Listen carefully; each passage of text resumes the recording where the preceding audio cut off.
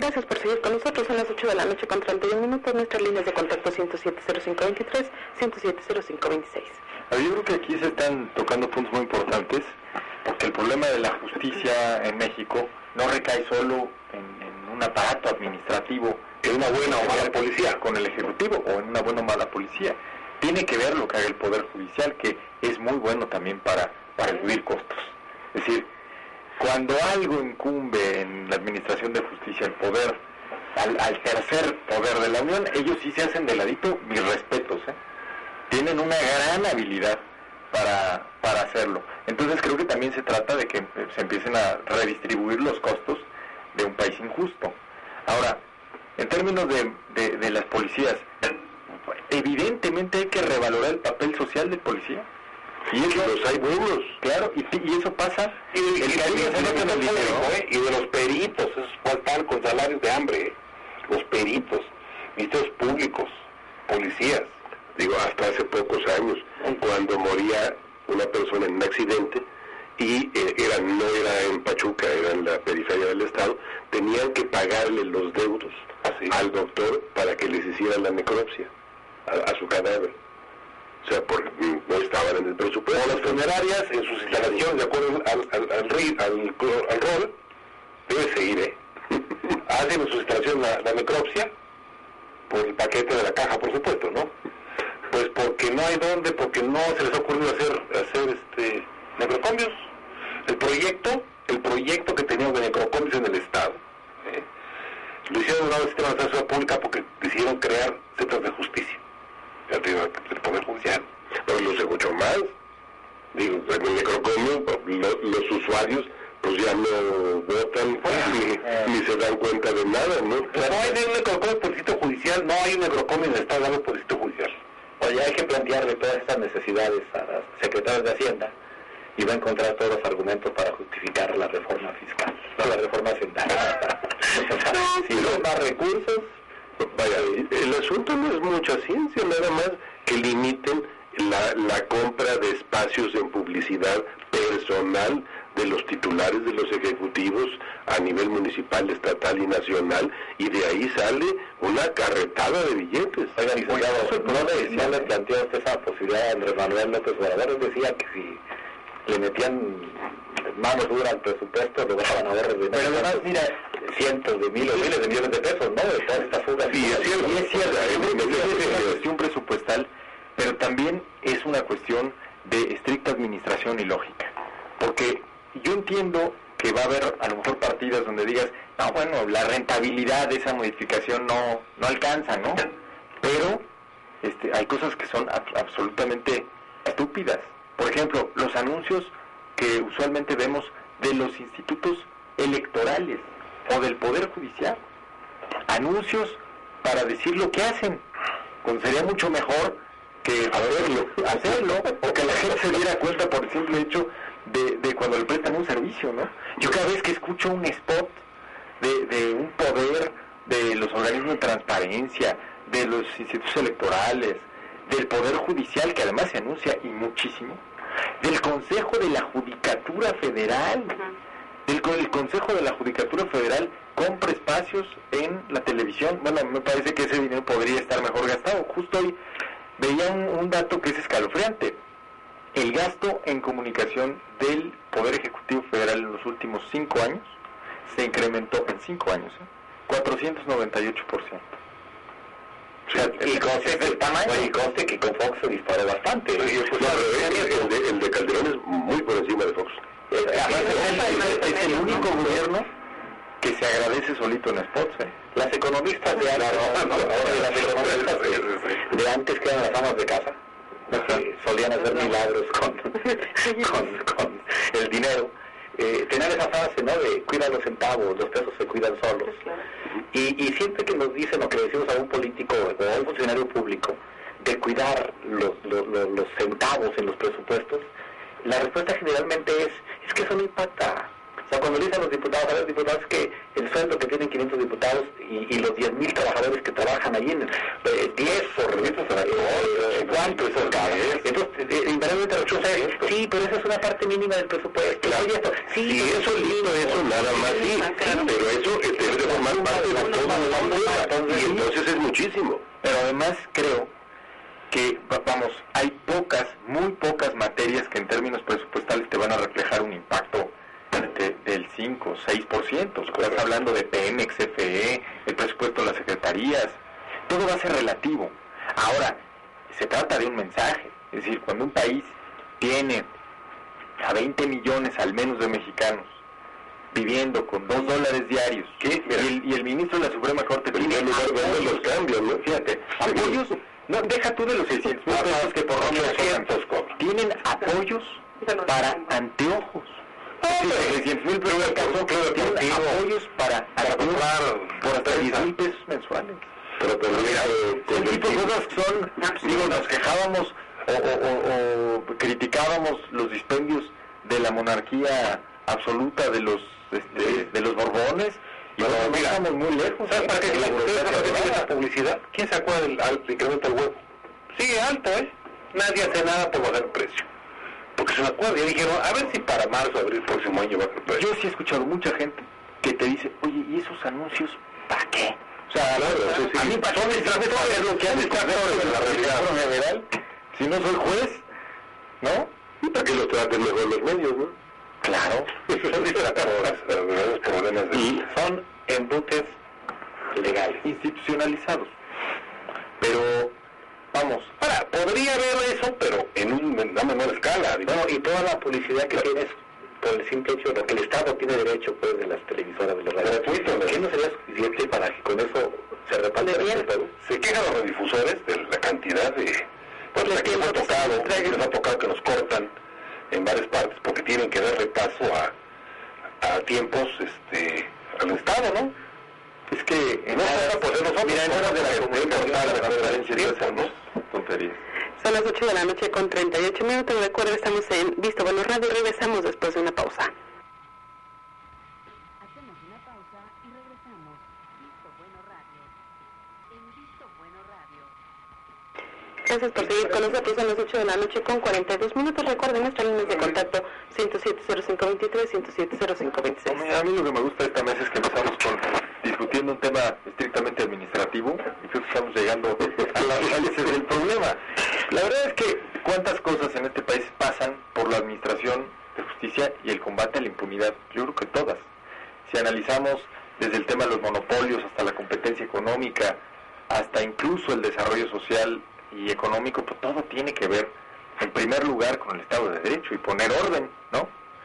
Y abatir la impunidad. Y se dice que la corrupción está en el sector público. No, en el privado hay, y 3 veces más, O sea, no solamente es de una ala, hay de la otra y bastantito. Hay que ver en esto. Nosotros hace muchísimos años planteábamos que los tribunales superiores de justicia, incluso fue un punto que se aprobó en una reunión nacional, nos encargáramos también de la divulgación jurídica.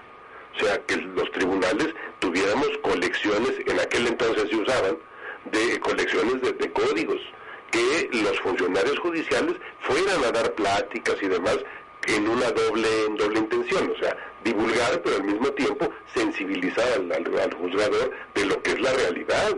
O sea, tenemos magistrados en materia penal, grandes jueces y demás, que digo, jamás vieron un preso. Los van a encontrar ahora con los sentados sentenciando. Entonces digo, no conocen la realidad.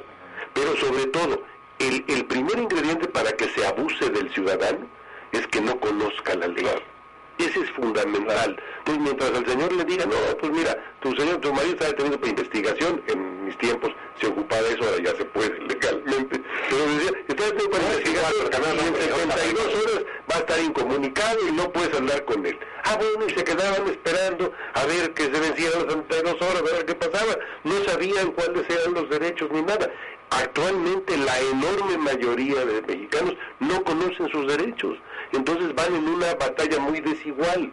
En la medida que el ciudadano tenga más información y eso, ya no requerimos andarles mandando padrinos, Si un momentito, si a mí no me entregas mi copia, me voy a la institución con la cual me lo tienes que entregar. Y si tú haces esto, cometes un delito y te denuncio. Entonces en ese momento podríamos mejorar, pero tenemos una masa que, bueno, está a lo que quieran los señores. Otro flanco para el sistema de justicia que viene, otro flanco negativo. No hay equidad entre las tres esferas que van a ser el eje y la sociedad mal informada. Pues, ¿por dónde vamos? Parece como si tuviéramos una gran maquinaria donde no solo es uno, sino muchos los engranes que no funcionan y hay muchas trabas. Y que para que hacer funcionar va a ser muy complicado. Va a ser muy complicado. Sácale la corrupción, y empieza la maquinaria a mover. En ese sentido, este anuncio de la Comisión Nacional Anticorrupción, incluyendo a la Secretaría de la Función Pública, ¿cómo lo ven? Está mal porque si sustituye ese monstruo que no sirve para nada, pues la comisión va a hacer lo mismo. Estructura administrativa que va a estar acotado. A mí me encantaría una comisión independiente con la libertad, O sea, constitucionalmente operativa, claro, autónoma operativa, que pueda operar y que pueda. Lo metes en una estructura administrativa de modorra y pues se puede llamar como, te puedo poner los dientes de tiburón, pero pues a la hora de operar pues, se diluye en el camino. Pues ojalá, porque además, ¿qué hacen 7 comisionados con una estructura de no sé cuántas gentes puede tener la Secretaría de Función Pública? Ahora una pregunta, 3,000 empleados. Una pregunta. En ese sentido, ¿no cabría, en vez de construir una comisión anticorrupción, darle mayores facultades y dientes de tiburón a la Auditoría Superior de la Federación? Desde luego que sí. Yo también creo que eso Por ahí es el camino. lo correcto. Digo, ahora que tienes la nueva, esa ley de contabilidad gubernamental, por un lado, y si le das más facultades a la Auditoría Superior de la Federación, yo creo que puedes más fácilmente garantizar transparencia en el uso de recursos. Pero otra vez te vas al pastelazo, el pastelazo del anuncio, ¿no? O sea, lo mediático por encima de la sustancia, ¿no? La forma por encima del fondo, porque yo ahorita cuestionaba, ¿no? De por qué anticorrupción, ¿no? ¿Por qué no es positivo? O sea, no hacer no es conducta, hacer es conducta. Como si se se llamara antipobreza. Antipobreza, ¿no? Digo, ¿por qué no en positivo? ¿Qué es lo que quieres lograr? Transparencia, bueno, pues transparencia, ¿no? O sea, ¿qué es lo que quieres buscar y no qué es lo que están negando? Sí, cualquier aprendiz de psicólogo sabe que el simple hecho, ¿verdad?, de concentrarte en lo que no quieres, ya de entrada complica la posibilidad de saber qué es lo que quieres. Entonces, ¿qué es lo que quieres? ¿Transparencia? Es como no fumar, ¿verdad? Bueno, pues no fumar no es conducta, ¿no? O sea, fumar es conducta, no fumar no existe. Sí, entonces, aquí es algo similar, ¿no? Pero yo creo que ya en términos de políticas públicas, la Auditoría Superior de la Federación ha hecho un trabajo relativamente bueno con los recursos que tiene.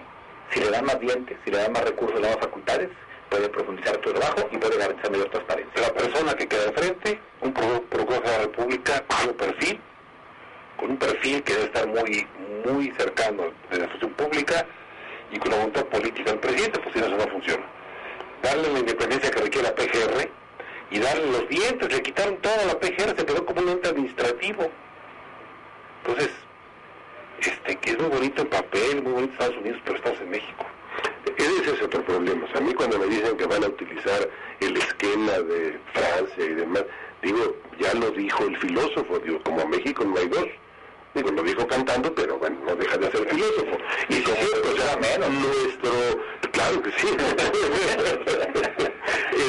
Vaya, nuestra naturaleza mexicana es muy particular, tienen partículas muy específicas, y entonces eso de andar trayendo esquemas de fuera, yo creo que ya deberíamos generar, ya tenemos experiencia.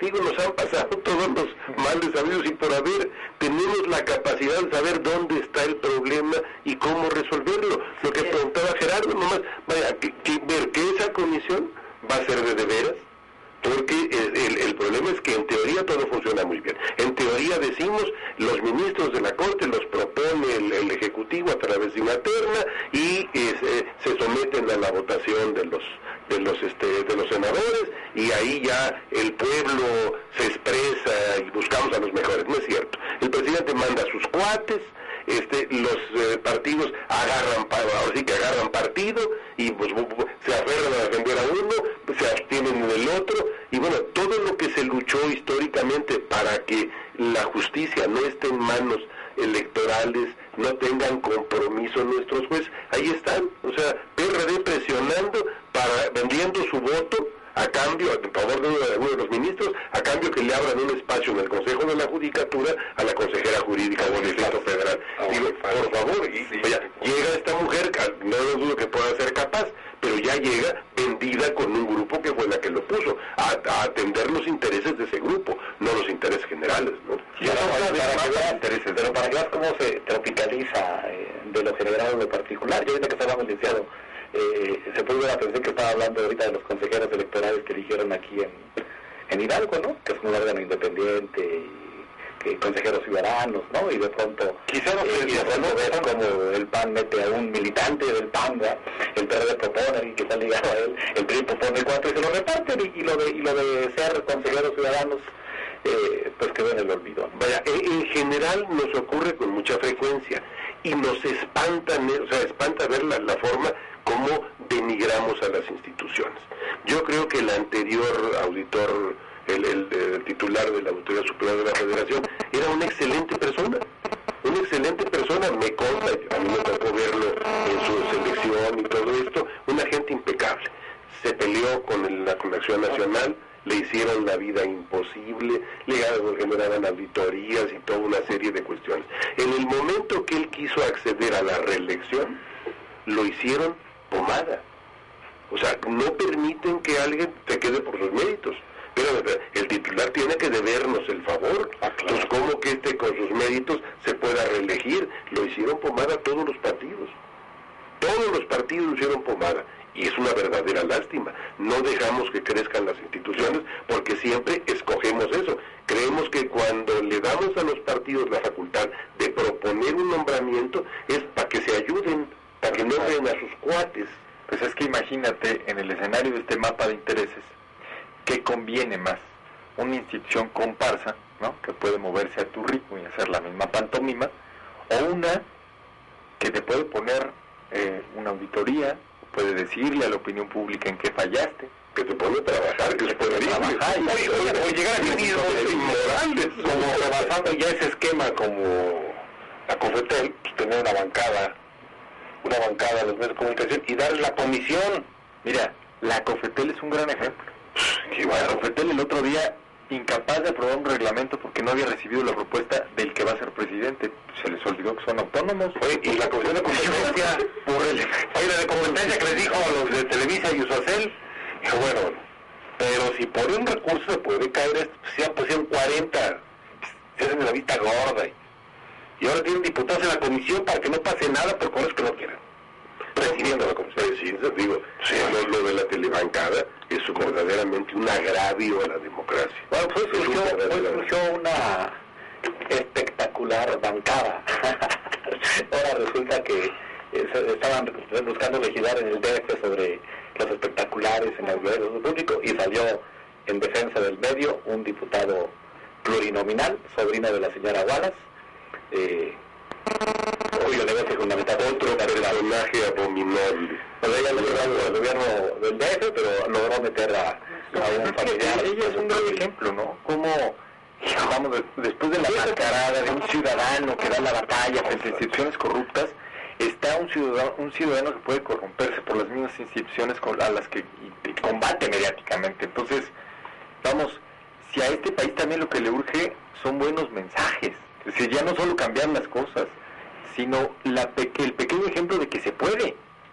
La persona, pues ahí está. Pues hay que rever aquel libro que se llamaba Un Mexicano Más, no me acuerdo, Juan Andrade, que habla pues de esa terrible desilusión, ¿no? Yo por eso decía que todos tenemos un gen en este país ligado a la corrupción, ¿no? O sea, no es tan complicado. La maldición obregonista. Y entonces, nada más cabes en dólares.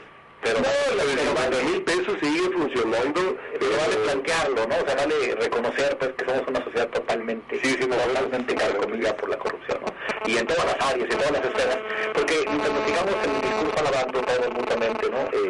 Seguimos escondiendo lo que es una realidad. O sea,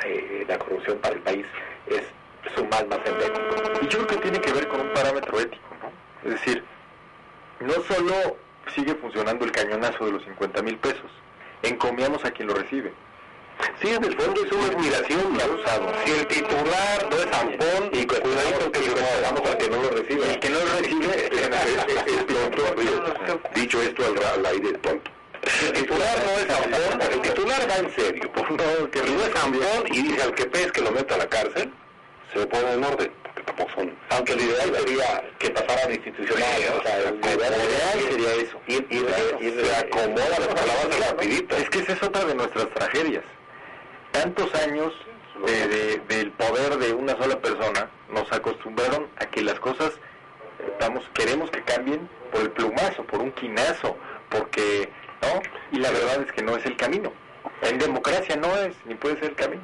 No, pero es que hay corrupción aunada a un cinismo y a una complicidad pasiva del ciudadano, ¿no? Sí. O sea, se van los señores senadores, me tocó verlos aprobando la ley de la cuenta de la cuenta pública, ¿cómo se llama?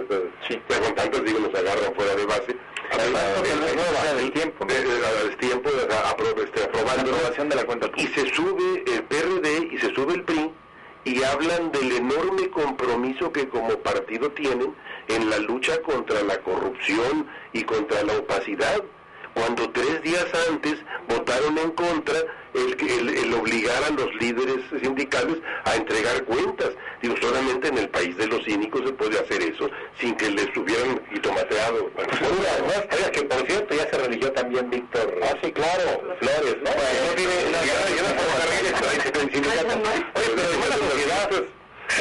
La colección de coches antiguos que tiene, bueno, ya para 23 años.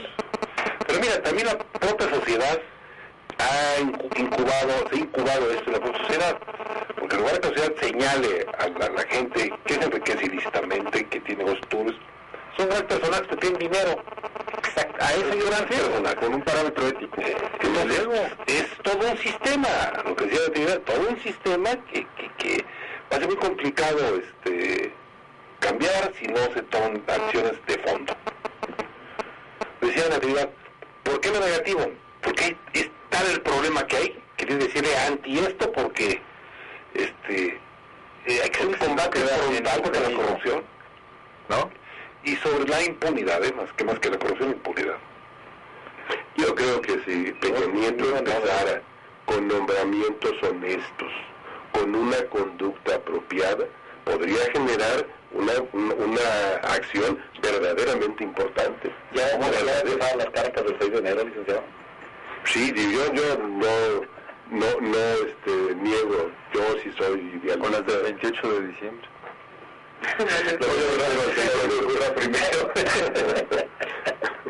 Ahora, bueno, la vara está muy alta, es decir, Peña no solo llega con los compromisos de campañas, sino con los compromisos que no se han cumplido en los últimos 12 años. De ese tamaño es la vara.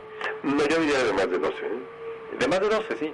Pero yo creo que a raíz de la alternancia, pues sí hubo muchas expectativas que crecieron, ¿no? Porque del PRI era fácil esperar. Sí, ahora somos el alternancia. Ahora que nos somos el gobierno de con Peña Nieto, una gran expectativa de la población de la sociedad, que tiene una esperanza por ahí, cambien las cosas de fondo, ojalá, porque si no, ojalá lo aproveche, o sea, no hagan lo de fondo. A ver, que ya le enseñó a Obama, Obama ya le enseñó para qué es la popularidad, para desplegarla en acciones. Pues sí, y luego publicado, pero reconstruyó. Pero publicados al otro día de la elección, estaban apoyando la posibilidad de que se aprobara la reforma migratoria. Al otro día. Yo no sé cómo no se Liliana Moreno. Qué barbaridad. Pues el tiempo está terminado, son las 8 de la noche con 58 minutos. José Luis Antón, muchas gracias. Licenciado Sepúlveda, muchas gracias. Licenciado Gerardo Rodríguez, nuestro Natividad Castrejo. Muchas gracias a usted que nos hizo el favor de sintonizarnos un lunes más. Muchísimas gracias y lo esperamos en una próxima emisión de Visto Bueno Radio. Que tenga excelente inicio de semana.